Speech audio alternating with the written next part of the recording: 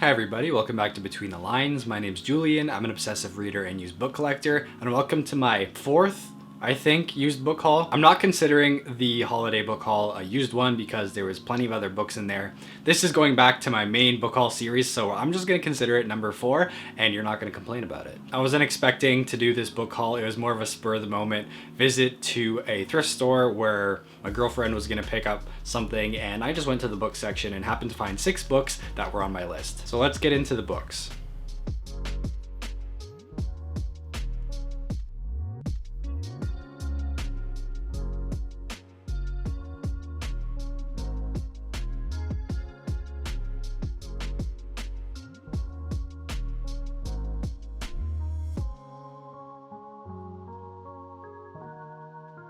Plenty of these were already available in ebook and audiobook form at the library, but if it's there and it's used and it's cheap at a thrift store, I'm gonna pick it up anyway just to have as part of my collection. With the exception of one book, and we might as well start with that one. And that book is Lucifer's Hammer by Larry Niven and Jerry Purnell. This is a book that's been a pain in the ass to find. The library didn't have it, and it was just one of those things that I put on my list and never really expected to find. Maybe I would stumble across it in a used bookstore, but over the last year, I haven't been able to find it, and I managed to find it this past weekend at the thrift store, so.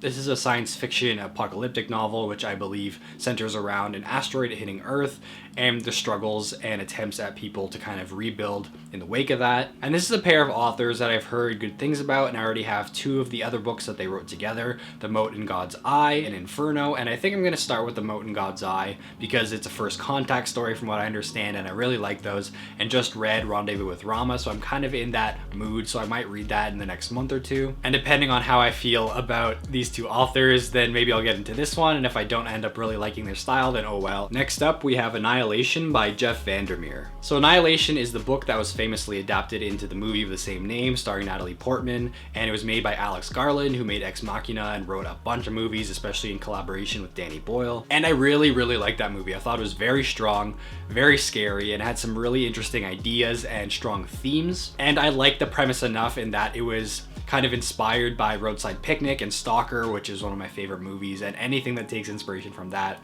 I'll watch for sure. So loving the movie, I really wanted to read this book, and the library did have a copy of it, but since it was there in the store, I picked it up anyway. And it seems like a pretty quick read. I don't know if I'll be getting into this anytime soon. Maybe I'll save it for October when I can get into more of my horror and weird fiction reading. I've heard this has a lot of weird fiction inspiration, and having read H.P. Lovecraft's entire catalog of fiction, I've been meaning to get into more modern weird fiction, and this is part of it. Next up, we have Midnight Tides by Steven Erikson. So this book is part of the Malazan Book of the Fallen, the famous fantasy series written by fellow Canadian Steven Erikson. And of course, this series is super popular, and it's found kind of a resurgence on BookTube right now, so I don't need to talk much about it. I haven't started the series. I'm going through the Wheel of Time right now, so I probably will hold off on starting the Malazan books until after that. And I've been slowly collecting these ones. The library does have the ebooks, but I've collected, I think, 5 of these now. I have book 1, 2, 4, and I guess this is book 5, right? And then Reaper's Gale. I don't know which one that is in the series, but I have that one as well. So I'm slowly picking up my collection of the Malazan books, but I'm not in any rush to start them, so I'll take my time to slowly pick them up.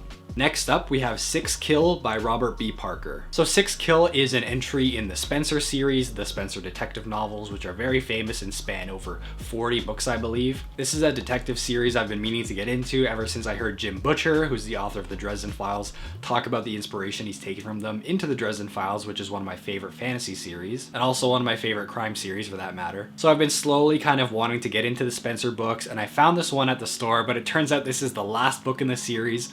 I don't think you necessarily need to read these in order, kind of like how you can read Agatha Christie's, like Poirot books out of order, which I've been doing. But I will start with the first book, which I have loaned out from the library, and then get used to a bit of the style, and then maybe read this when I'm a bit further along.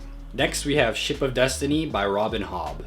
So this is the third and final book in the Live Ship Traders series, which has been on my TBR for a little while. I'm obviously not going to get to this one for a little bit because I don't have the first two, and I also need to read the Farseer trilogy, which takes place before this, I believe. It's in the same world, and I think they're loosely connected, so it's going to be a little while before I get to this one. But I've heard nothing but great things about both Farseer and the Live Ship Traders and Robin Hobb's writing. And this one is a nautical series, and I absolutely love nautical stories, and Master and Commander has been one of the things I've been looking forward to the most on my TBR. And even on the back blurb here on this book, they compare it to Patrick O'Brian, who was the author of Master and Commander. So it sounds like something I'll be very into, but it's gonna have to sit on my shelf for a little bit longer. And the last book on my list is a book I said I wasn't gonna read until I knew that the series wasn't gonna be completed. And I know this is a big thing for a lot of people out there.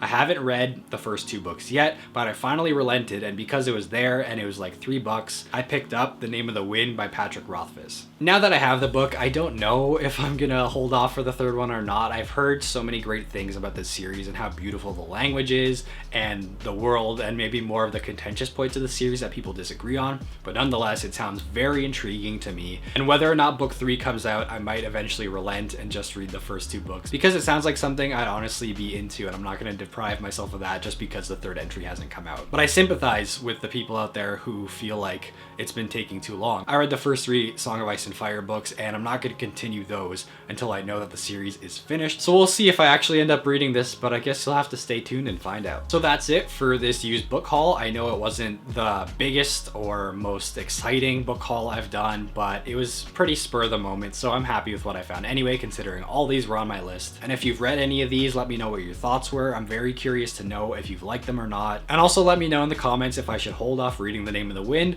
or just go for it. So before you go, remember to do all the YouTube stuff like liking and subscribing. That stuff really helps out. And as always, thank you for watching. Please remember to support your local library, and I'll see you next time.